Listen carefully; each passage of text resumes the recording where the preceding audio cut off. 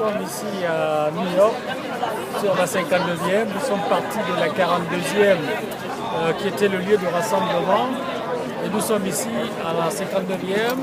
Nous avons été accompagnés dans cette marche par les amis américains qui nous ont donc aidés à marcher, qui ont d'ailleurs plaidé la cause du Gabon auprès des autorités américaines. Il y a eu ici les Gabonais de New York, de Washington, de New Jersey et ses environs.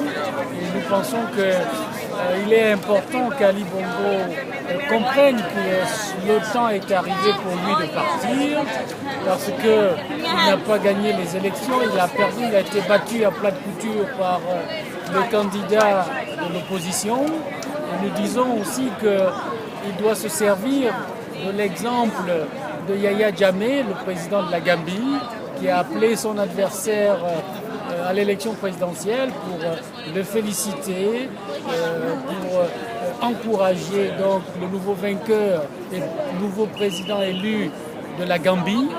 Alors, c'est un exemple qui doit être suivi en Afrique, particulièrement au Gabon, et bien sûr au niveau de la sous-région de l'Afrique centrale.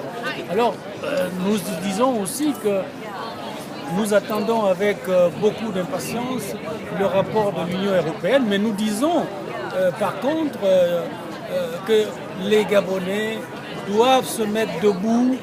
Il faut qu'ils sortent de leur maison, il faut qu'ils réclament leur victoire dans la rue, parce que nous ne sommes pas pour que l'extérieur vienne installer au pouvoir des individus, des Africains. Nous pensons que l'Afrique doit se développer avec l'Afrique, avec les Africains, excusez-moi.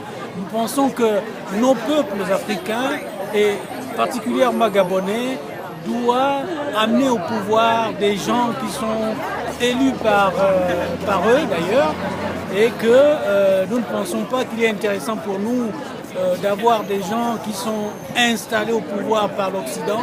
Nous pensons que c'est aux Gabonais d'ailleurs de libérer leur pays et qu'il est important que chacun de nous comprenne la nécessité de se lever, parce qu'il appartient à chacun de nous de dire non désormais et de réclamer sa souveraineté, réclamer son vote du 27 août dernier.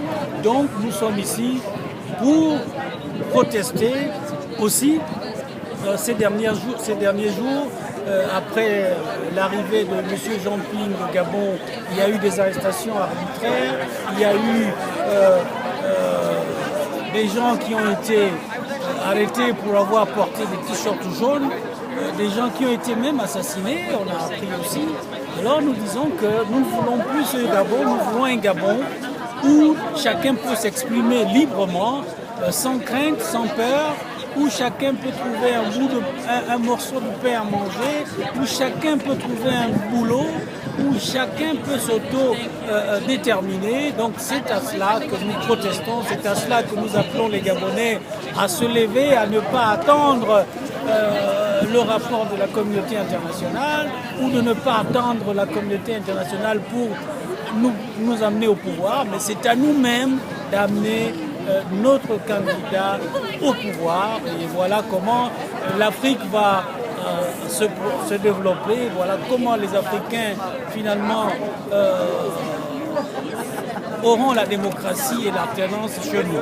Donc voilà ce à quoi je voulais justement partager avec vous cette ambiance que vous voyez derrière, qui est des Américains comme nous, qui ont bien voulu nous aider donc, dans cette marche qui est très importante pour l'Afrique, pour le Gabon en particulier. Je vous remercie.